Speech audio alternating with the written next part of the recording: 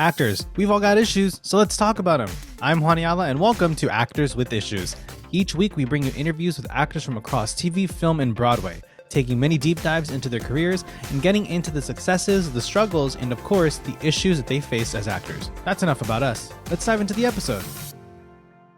Today's guest is an actor and producer you know from across film and television who made his grand return to the Miyagi-verse after over 30 years in Cobra Kai, the Netflix series, as the one and only Chozen. Please welcome to the stage Yuji Okumoto. Yuji, welcome to the show. Thank you so much for being here. Hey, how's it going?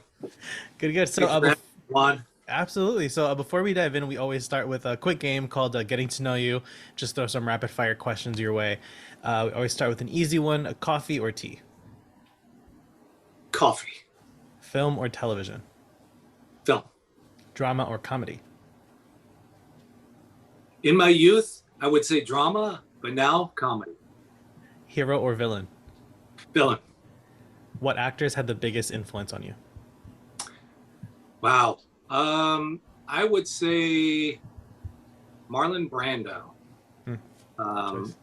His performance on the waterfront and Streetcar, I mean, it was so memorable. So it made an impression. What was your first non-acting job? I was a bagger at a grocery store. If you could have lunch with any actor, dead or alive, who would it be? Wow. I got to go with the man with a voice, James Earl Jones. What movie never fails to make you laugh? Airplane. And what movie never fails to make you cry? Man, wow, cry, huh? I'm going to go way back. I'll go with something that touched me before was Brian's song. And lastly, describe your most memorable audition in 3 words. And memorable can be good or bad, so that is totally up to you.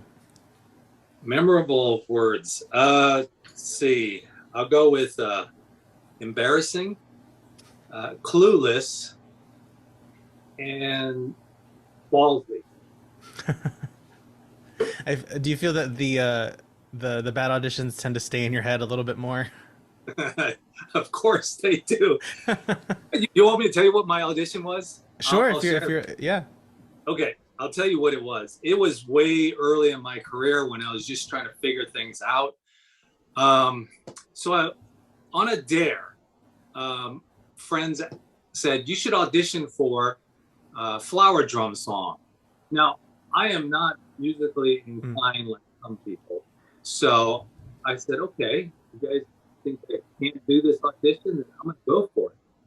So I went there and I had my music sheet or whatever, and I handed it to the accompanist. And she said, what key are you? And I said, I have no idea. What key do you think I am? And it's the worst song choice ever. It was Kenny Rogers' Lady, which is not the, right for me at all. So needless to say, I failed miserably, but I did get a call back. So, it just goes to show sometimes you just go for it and let the cards fall where they may. And on that day, it just happened to work out. And I got a call back to play this other character that has a solo song. I think, what was that song called? I can't recall what it was, but Gliding Through My Memory. That's what it was. And I did that audition, and I ended up turning it down because they said, would you be part of the chorus and all? I said, no, it's okay. I mean, thank you anyway, but I'm out. But it was quite the experience. So fast forwarding to today with with seeing Chozen's return to the franchise and how he's developed over time in so many years. He's funny, he's loyal, he's honorable. He will mess you up, so do not cross him. So going back to the first 2 Karate Kid films being such critical and box office successes, did you have any inkling back then that the franchise would still be around, like over 40 years later? No, I thought once I finished with Karate Kid 2, that character was gone. You know, it was so much fun to play that character because, you know, playing a villain, and that's why I love playing villains, is because there's no boundaries at all with villains. You can go all the way if you want. You know, I just relished in the fact to get to torment Daniel San and have just this wonderful freedom and wonderful time.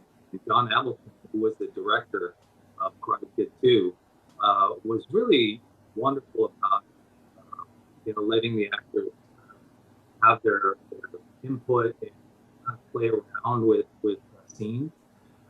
So it's just a wonderful kind of environment to be around. You know, Ralph was wonderful. I got to work with Alan Tomita, who plays Fumiko, and of course the legend himself, Morita.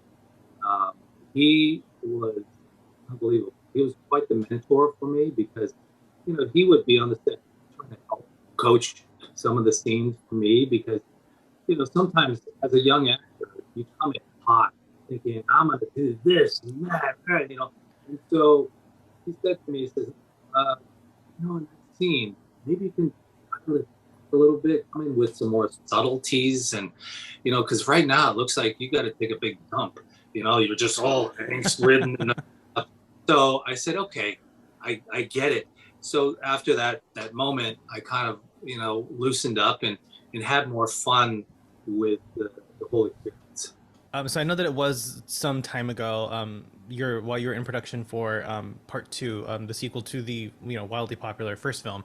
But what was going through your head? Did you feel any particular pressure because the first one was so well received? Did you feel like you had a lot of weight on your shoulders? You know, I didn't think about that at all. Mm-hmm. That didn't concern me. I was more excited just to be on a show that shoots in Hawaii, to be honest. I was appreciative of the fact that Robert came and wrote this really cool kind of strong Asian American role, and I was so thankful that I was able to, you know, get the role in the first place. But I didn't think anything about any weight. I just knew that I had to bring it, and so as an actor, I mean, we all prepare in our different ways, but it created this whole backstory about who he is and where he came from and why he's this way. And so there was a lot of things that went into the character even before we set foot on the set. So I honestly just enjoyed the process. I didn't think of, you know, anything more than that. It's just you do the work and hopefully, you know, people enjoy your performance. That's pretty much all I thought. And fast forward to 2018 when Cobra Kai first premiered on YouTube Red back in 2018. Did you suspect that you'd get a call from the showrunners to maybe come back to the franchise, or did you really think like, oh, there's no way? What was going through your head? Yeah, I couldn't figure out how they're going to fit Chozen back into the Cobra Kai world because it was heavy into Cobra Kai. So I thought, well, my friends are all saying to me, when are you going to be on that show? When are you going to be on that show? You got to put it, you know. And I thought, you know what, it is what it is. And if they call me, then great. I'm just curious if they do call me, how they're going to integrate me into that world. And I remember I got a call in, I think it was 2019, from John Johnson Hayden, who were the producers and showrunners of Cobra Kai. And they talked so much about the character, and they knew more about Chozen than probably I did. But it was a fascinating conversation. And they said, we want you to be part of this. I will send you the script. And so when I got the script, I honestly didn't find it right for the character, for where he was in his time at this time in his life. So I called the guy and said, you know, I don't think I'm going to be able to do this. And they said, well, why not? Come on, you got to jump on. And so I said, okay, how about I send you some ideas? And then we can discuss the stuff afterwards. He goes, okay. So I sent them my thoughts, and they got on the horn and said, "Oh my God, okay, we get it. Give us a second, and we'll send you a revised script, and you tell us what you think." So fast forward, probably 2-3 weeks later, I get the new revisions, and it was really well done. I mean, this was season 3 of it, and they brought in the humor, which is a big part of what I wanted to bring to this character. They initially wanted me to be apologetic at the very onset of my introduction, and I said, "Well, then I have nowhere to go from there. If I start down here, then it's hard to go up." And I think when he's trying to set Danielson up with a big payoff of the honking of the nose, you have to start hot. You have to come in with this bravado, right? And make sure that he understands, don't mess with me, and set him up, right? You're setting up the joke. So they got it, and they were wonderful to work with from season 3 to season 5. I mean, they were incredible. And I love working with those guys in collaboration. So it was such a joy, and I'm so thankful and blessed to be brought back into this whole Karate Kid Cobra Kai world. It's so great to hear how collaborative they were, because I feel like we hear a lot of times big stars will back out of sequels and things because of creative differences, and it's really great to hear how they really took your thoughts and your wishes into account. That's so great to hear. Yeah, they are awesome, and that's the part of the show's success, right? Because that's what it comes down to. They set the bar. They are the ones that are about the team. It's not about individuals. It's about the team. And so I think those guys, being who they are, brought that kind of energy. So I think that's why the show works. So you've been in this industry for over 30 years, and you were only in your mid-20s when you first did the Karate Kid Part 2. So what comes to mind is like the biggest change that you've noticed in the entertainment industry from back then to now? Well, I think there's a slow change. It's gotten a lot better for sure. Back then when I started, this was probably 1980s. The roles that were available for not only Asian Americans but for minorities as a whole were pretty bad. They were poorly written. They were stereotypical. But now I think it's starting to get a lot better.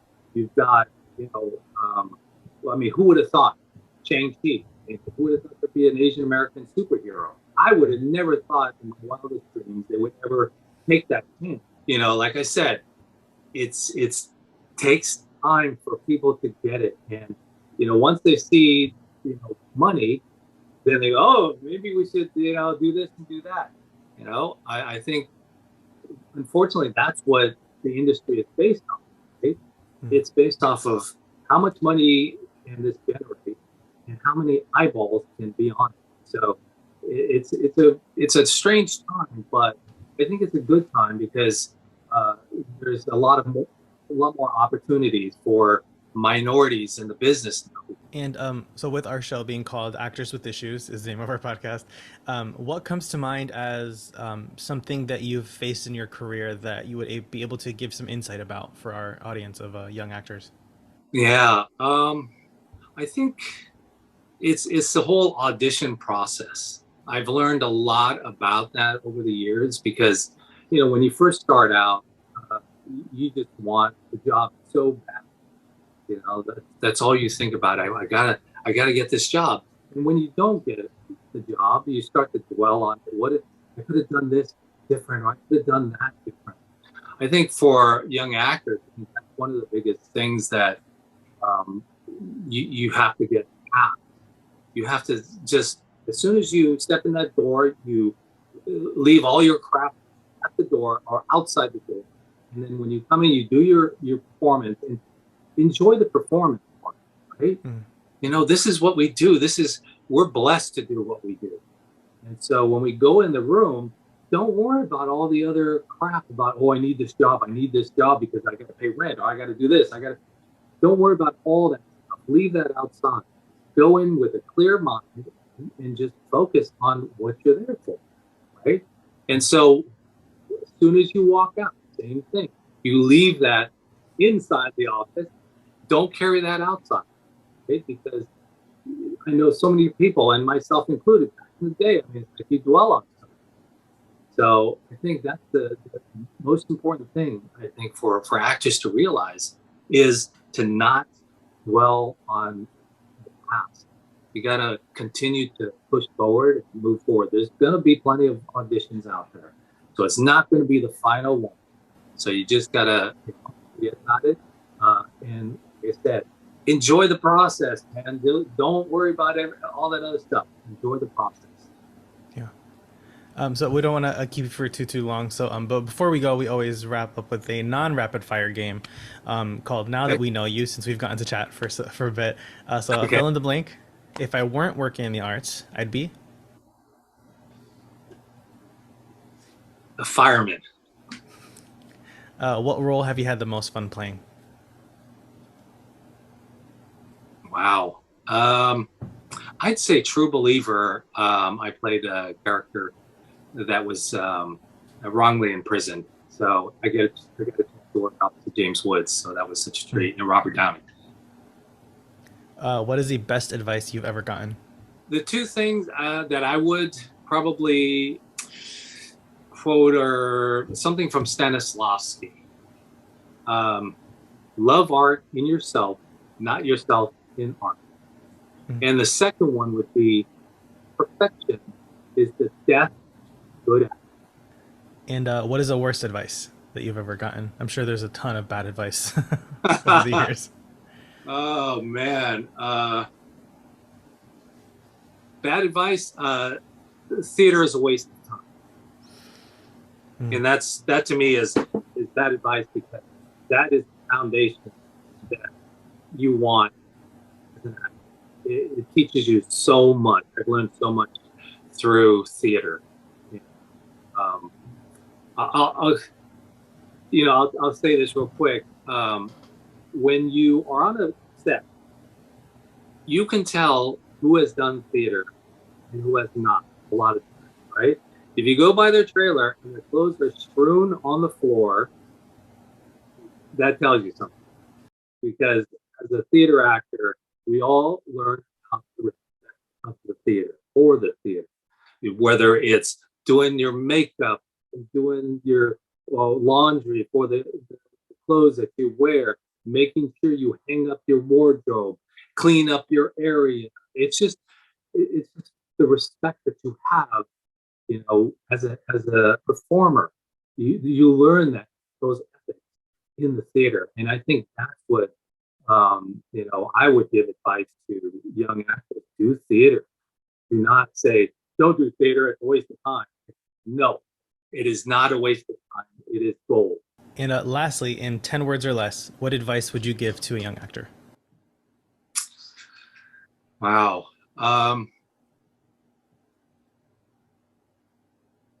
I would say be the best you can be. Enjoy the journey and have fun. Awesome. Well, Yuji, thank you so much for taking the time to chat with us today. If anyone wants to give you a follow on Instagram or social media, where can our fans find you? Well, everybody asks me that, and I always forget. Oh, what am I? Let's see, because I have somebody handling my socials and all that. But I'm on Facebook, I'm on Instagram, and I'm on Twitter. But you just look for the little blue check.